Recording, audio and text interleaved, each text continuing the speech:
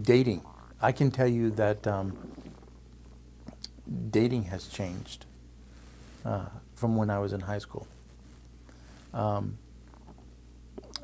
had a really good girlfriend in high school, and being sometimes we make mistakes. We make mistakes and we mature and we grow. But I can remember asking one girl out, her saying yes, and then her saying, or then without her knowing it, I heard her friend say, "You're going to go out with a guy in a wheelchair? That's not a real guy." That doesn't really happen now. Especially now that I can, say that I'm employed and, I've done these other things.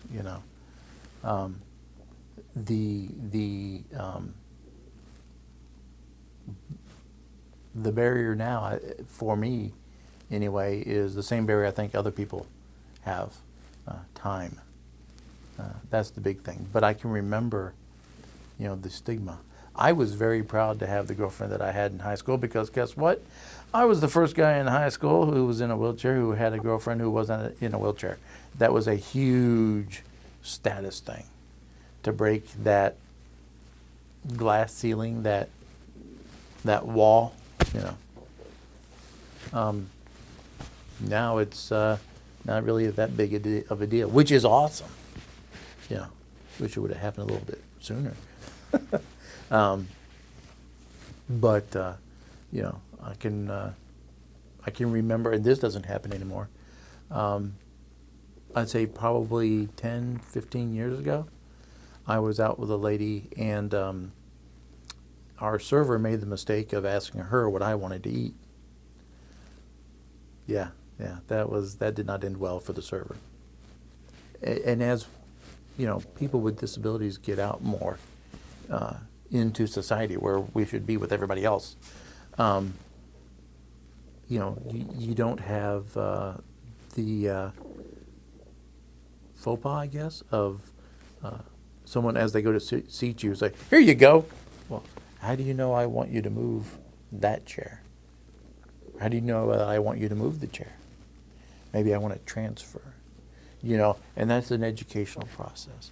I can actually tell you that there's a particular restaurant that I go to a lot, and I have seen servers go from that restaurant to other restaurants, and I can tell before I ever see them because the hosts or hostess or what the people that seat you will say, "Which chair would you like for me to move? Or would you like for me to move a chair?" Yeah, and it's like, I know where you got that. I don't say it, but I'm thinking, I know where you got that. And sure enough, sooner or later, I'll see a server go by that used to work at this other place. Or I'll see a host or a hostess that used to work at this other place that works there. So that's awesome, yeah.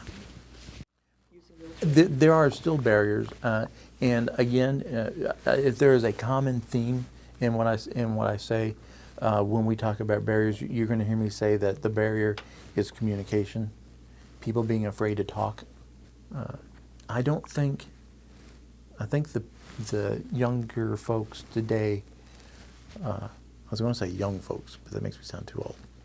I don't think the younger folks of today have as much of a problem because their parents didn't see it like not my parents, but people of my parents' generation saw disability.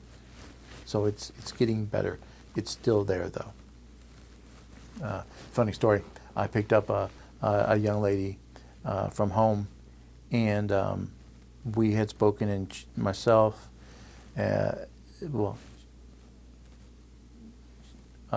mother knew that I was going to pick her up. When I got there, I was going to honk the horn, not because I was being disrespectful, but because they had 6 steps up to the front door.